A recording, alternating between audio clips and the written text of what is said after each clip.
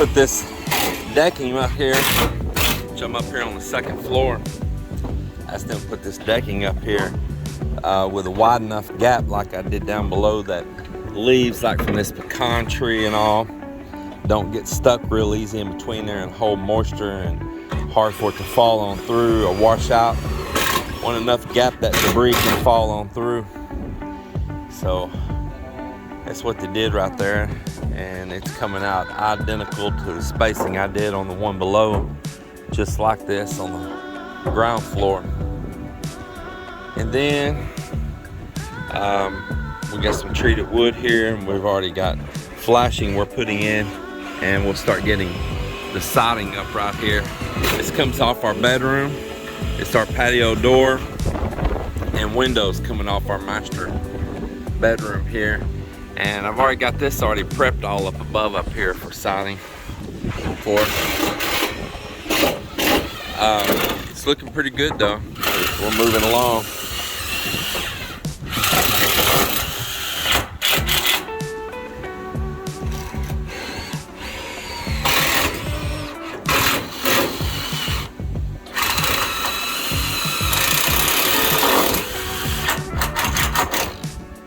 All this deck's built out of steel purlins and all right here, and these are actually galvanized steel purlins that they're screwing this down to, so it won't rust out where the decking's down on it. The receiver channel is not, of course, it's ordinary steel as you see, but the purlins themselves are the galvanized ones.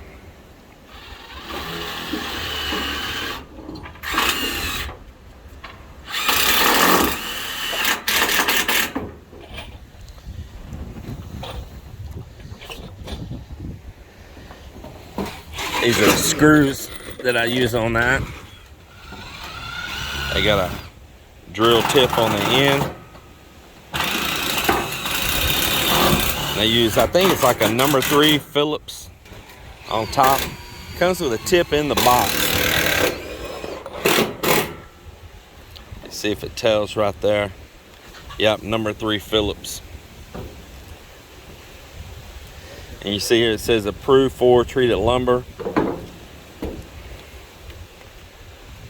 See, it's flush into the wood.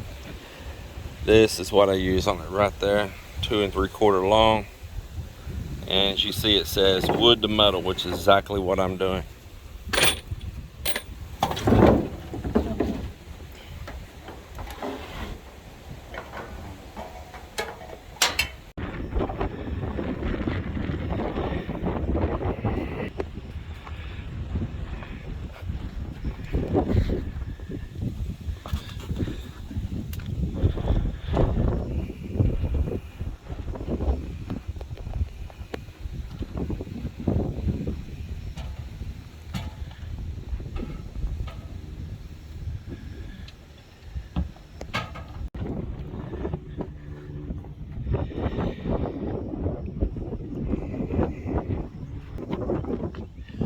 Good morning, everybody. It is a hot, windy day here in Texas. It's morning time. The wind's blowing very strong. It blew strong all day yesterday, but it is going to be a mega hot day again. The wind yesterday was just like if you were standing right in front of a central heat unit, a heater in your house or something, or a blow dryer, and it's just blowing hot air at you. It was just, ooh, unbearable, absolutely unbearable. Well, this morning before it gets too mega hot, I'm up here on the roof and I'm installing solar panels. Sorry if there's wind in the microphone. Yeah, I'm up here to install some solar panels and get that on up here on the roof. I've been neglecting to do for a long while as well. To tell you the truth, I have been in a big debate to even put them here with us staying in the Philippines a lot, or to just ship them maybe to the Philippines. It's not sensible, it's not cost effective, and I can buy panels there for a pretty good price, and why do that? So I've got all this system here and I'm putting it in place. So I got my inverter mounted, I got my battery set, the inverter is now tied to the grid, so it can have grid backup to charge if the solar's not putting enough power out or the batteries don't have enough storage. Then it can switch to the grid as it needs to. Now, I know some of you are going to say, you can sell your power back to the power company and all. Well, that's a lot of complications with that, and you can actually get into a pretty expensive system doing that. This is just going to use the grid as a backup. So it's going to run on my solar system, but if my batteries at night can't sustain enough power to keep us going through the night, it'll just switch over, use off the grid. If during a hot day and the air conditioners are going, refrigerator, all the appliances and all, and solar's not putting out enough, or it's a cloudy day and the solar's not putting out enough, and just switch over and get what it needs from the grid. But I'm not doing a net metering to where I'm putting back on the grid. It's not a grid tie, it's just a backup, like it's just plugged up to just use some power from the grid as it needs to.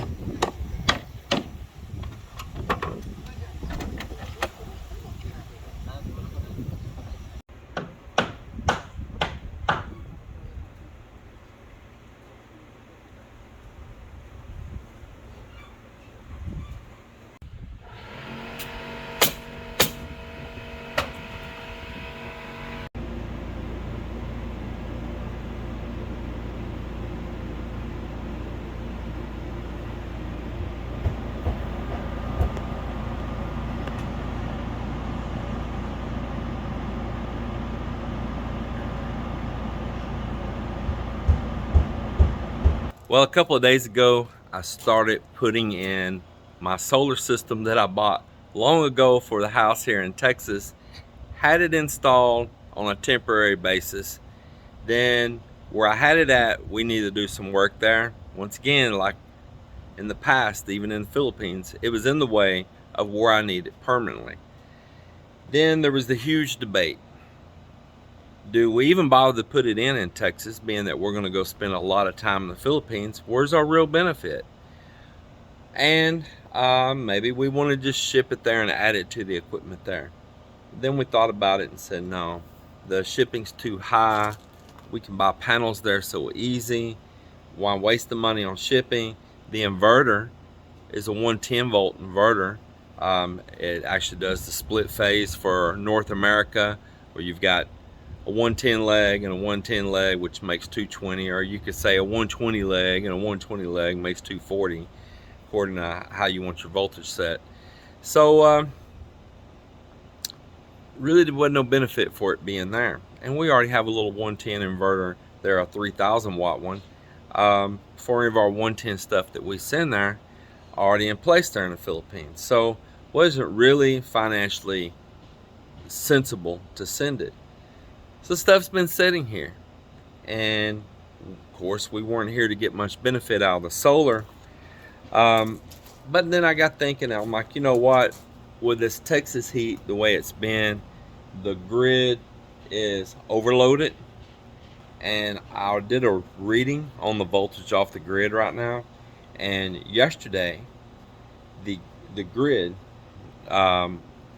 maybe Encore, ERCOT, Encore, that has the lines and transmits the power, our voltage reading coming in was down to 111 volts, which is usually on up to like 120 or a little better. And so I thought, man, they really are pulled down. They're like right down to the bottom of the barrel on power then right now.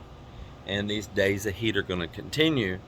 And I got this equipment sitting here doing nothing, and I'm being lazy to install it. So a couple days ago I made a change on that. I got inside and I installed the inverter. Then out here I started installing a second breaker panel just for the things that's going to be running on the inverter. Let me show you. This is my main box.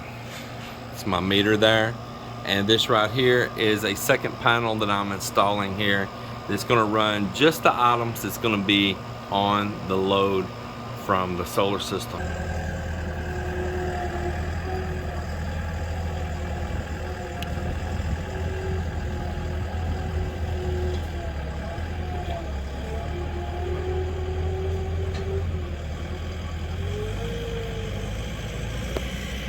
I told my cousin that I wanted to drill some holes, and my old auger is busted that goes on the back of my tractor. I asked if I could borrow their post hole diggers to drill some holes for a fence here. Well, heck, they got that skid steer. It's got that hole drilling unit on the front. He said, I'll just bring you this whole skid steer and you can just get after it. I'll be darned, they sure did.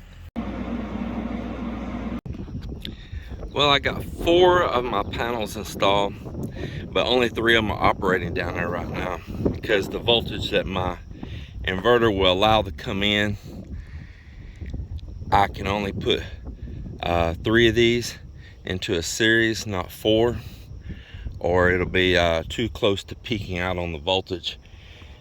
So the 4th panel is not connected to anything right now, but I'm about to get more panels up here. We're just about to pass them up here right now. Here they are, and I'm going to drag them on up here on the roof. Just got another one passed up here. While I've got help here right now working on the house, I'm asking them to help bring up panels, because that's the hardest chore for me right now, is getting these up here on top of the roof.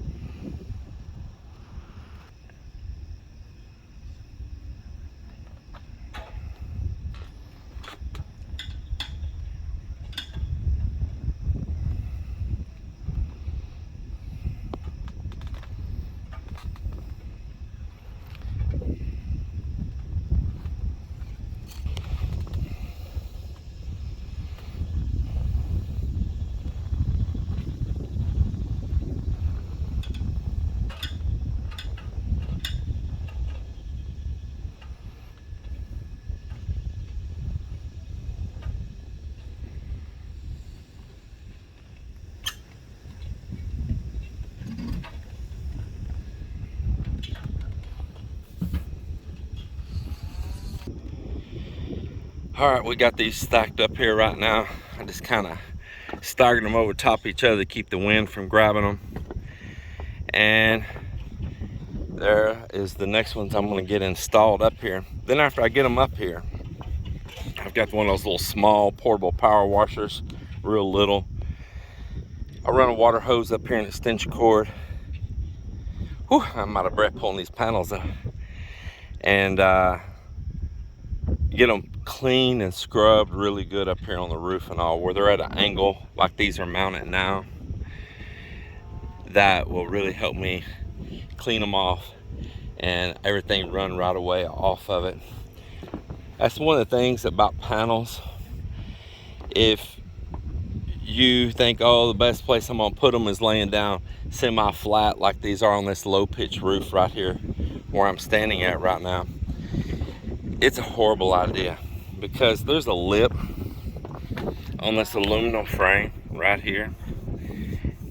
That lip right there, that will let water and debris set right there and build up and make the panel dirty and not flush it off.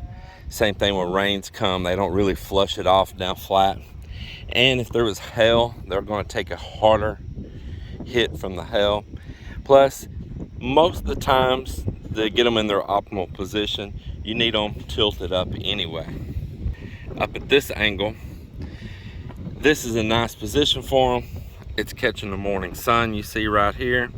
First thing early in the morning, all the way up till about 1 or 2 in the afternoon, it's hitting just super strong sun. I mean, it is really, even 3 panels right now at the morning time and all has been putting out enough power for what I currently have connected down there with that air conditioner to operate it full time up until the afternoon.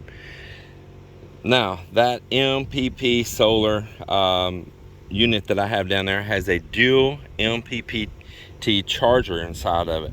So you can set up 2 different solar arrays. So for instance, I'll have this array that's going to be really good up through the middle of the day. And then as the sun moves across over here to sail in that direction, I'm about to be building a roof in right here over this deck right here down below. And that little roof right there is also getting these solar panels on it, and it'll go on the separate MPPT charger inside of the unit right there, and that will allow me to catch the good sun until late in the evening, until 4, 5, 6 o'clock. Now, probably after about 4 o'clock, it's not going to be that strong, but it will continue to still charge and put in some really good power, even the same time these are. Because once that sun gets on up here at about 11 o'clock, it's going to be strong on the second set of panels as well. As far as mounting, I'm using the brackets that came with the solar panels, and I'm using some that are very similar because I needed more. They didn't send enough, and I needed some that were just a little higher on one side. And so I'm using some that's those strong barn brackets like you can buy at Home Depot. I'm not putting a rail top system in up here on my house. Tried to find some that they would mount over this R panel. I talked to several solar companies. The standoffs weren't high enough to clear the ridging on this. So then the ones that I did find, they wanted just a ridiculous amount of money for the railing, especially the shipping to get them here to me. I couldn't find a company local anywhere near that I could just go pick them up and they would sell them to me. All these companies around here, they're pretty much just installation companies, and they don't want to sell out to an individual. So that's the problem I ran into. Wire. Let me talk to you about the wire here. So I've got a couple leads here run temporary, but I'll show you this. So this is the factory wire on here, which it shows here, PV wire 12 AWG. This is a factory wire, as I said right here, that come on it. I'm trying to see any other markings or ratings that I could give you. And this is the wire that I have ran on down beyond there. Now, this is what's called a GTO wire, made to be out in the sunlight for years and years, for decades. It's called tough hide. This is not actually made for solar, but it exceeds what I need for solar. This is actually a higher grade wire, and it's pure copper inside, not copper clad. You'll find a lot of copper cladding, but this is pure copper inside this GTO wire, and it's rated up to 15,000 volts. I know the sun's probably not allowing that to be videoed right now, but it is rated up to 15,000 volts. You probably see it right there. Tough hide GTO wire. Yeah. And let's see, this here says it's 12 AW. This here is 14, but the thing is, the way I'm wiring this in a series, I don't have to have a really heavy cable between each one, because I'm going with higher voltage, lower amps. And the nice thing about being able to get that neon wire, this, if you want to know, this wire right here, this tough hide, is made for like the old school glass neon signs, you know, the tubes with the gas inside of them, and made all the beautiful light and all the old school neon. That is old school neon wire, made very tough, and it fits perfect with my connectors and all. Now this is what I'm doing. I'm not suggesting you do any of this. It's what I'm doing. I have family that's in the sign business, has been for many decades, and I knew this wire, and I said, man, this will work for exactly what I need, and it doesn't have aluminum in it. It's pure copper. This right here, coming off these solar panels, is aluminum. Well, if you don't know, it takes a larger gauge aluminum wire to do what a smaller gauge copper can do. So even though this is 14 and this is 12, this is a superior wire and can actually carry more. Here where I'm mounting these down on my roof, this being the Renogy bracket you can see, and this being the bracket that I'm putting. The Renogy bracket was okay on the places that landed on top of this hump, but the ones that landed down in a valley, and there was no way I could keep it from happening like that, I needed something a little taller. These are nice, strong, heavy gauge. This DAP sealer, I used it for years up on roofs and all, doing installations, and it is some long lasting, really good stuff. That DAP sealer right there. And got it all screwed down right into the heavy decking that I put on this house. Underneath the whole base of this, the whole area, I had put caulk on the back of it, that good DAP caulk, and so when I pushed it down and screwed it, it squished out everywhere and sealed it nice and tight. So probably not just only the screws are holding it, but the bond that it made with the sealer as well, kind of glued them on as well, and it'll keep any shaking or shimmying or anything like that from happening too. And I wanted this a little space between them, that if I had to service a panel, a connection, that I could take a socket with a 5/16 on it and back out that and lift each individual panel right up off of there.